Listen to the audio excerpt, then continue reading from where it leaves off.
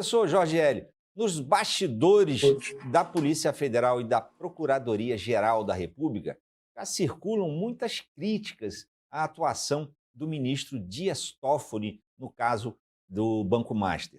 Essa condução do processo no Supremo Tribunal Federal é vista como atípica e sem precedente, né, por investigadores que acompanham o caso. E também cresce no meio jurídico e entre interlocutores do próprio Supremo o consenso de que Dias Toffoli deveria deixar a relatoria do caso Master. Eu queria saber se o senhor concorda com esses críticos, né, à atuação de Dias Toffoli e sobre quais princípios constitucionais e legais um ministro do STF pode permanecer ou deve ser substituído como relator de um inquérito como esse de grande repercussão.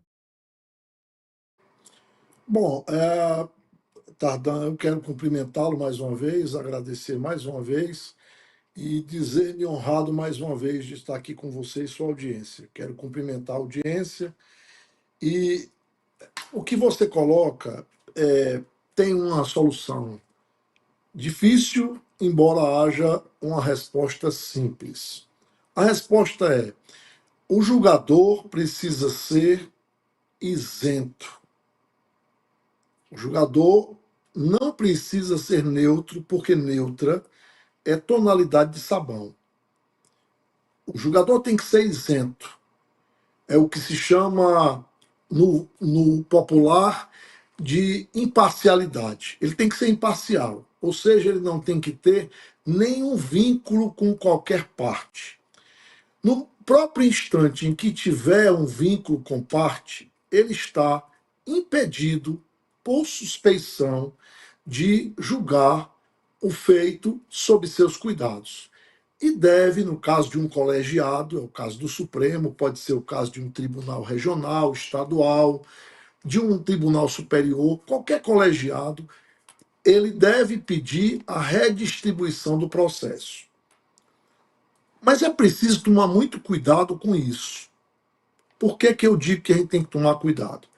Porque a maioria das pessoas que eu ouço comentar não leu nada dos autos, não conhece nada do processo.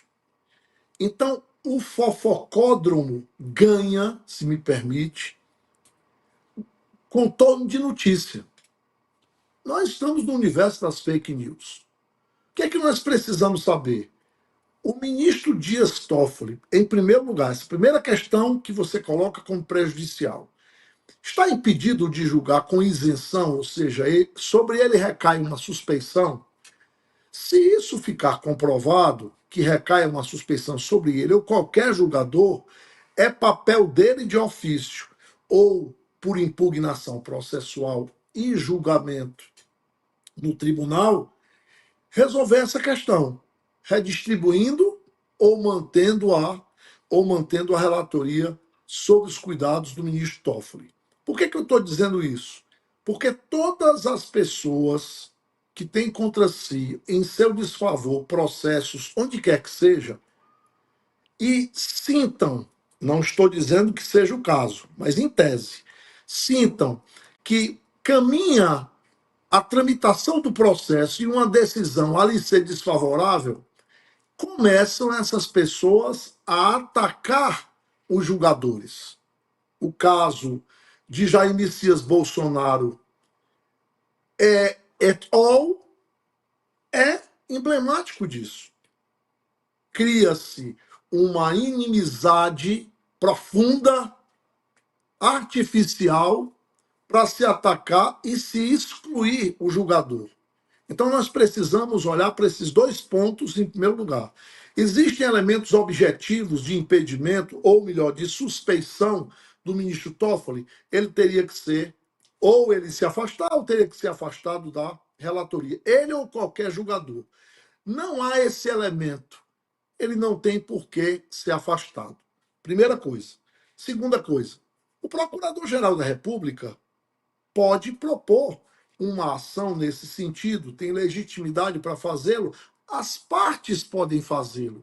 Eu gostaria de saber se, e não sei, por isso que eu estou perguntando, eu gostaria de saber se já houve formalmente, vamos tirar a lide da asta pública, formalmente no processo, foi requerida a suspeição do ministro? Me parece que não. Veja como é interessante isso. Me parece que não. Me parece que não. Não sei. Mas não me parece que tenha sido requerida essa suspeição por quem, em tese, estaria sendo prejudicado.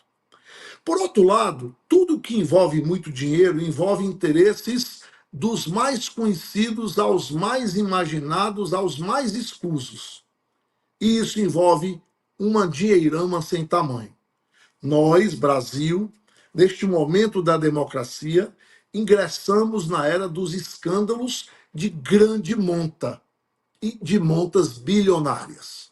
Quem não se lembra do escândalo das Americanas? Onde está? Sumiu? Isso é uma coisa seríssima. O escândalo dos consignados do INSS, sob apuração, freio de mão, solta, acelera, freia. A quem interessa que isso seja freado? O interesse público é de que seja apurado as últimas consequências. 3. O escândalo do Banco Master. É um escândalo, ao visto, de proporções estratosféricas.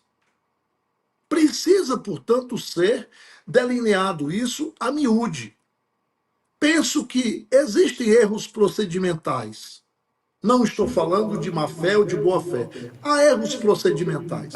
Do Acho ministro. que convocar partes para se manifestarem antes de certos procedimentos é um equívoco processual. Para o dia 30 de dezembro, é um grande equívoco processual. Para dar um exemplo. Mas hoje, nada mais tem noite. Tudo é dia. E, professor, mas então, eu estou entendendo que o senhor, particularmente, tem críticas à atuação do ministro Dias Toffoli, correto? O senhor acha que... Eu posso lhe dizer que isso deve ter mais transparência tanto quanto possível. Eu não atuo nos autos. Mas eu quero ver, gostaria muito, para isso tem advogado de ambos os lados, não é isso, Tardan? Eu quero ver os advogados dizendo que está faltando transparência. Eu quero ver os advogados questionando a suposta suspeição do ministro. Eu pergunto, nós temos notícia disso? Eu não tenho.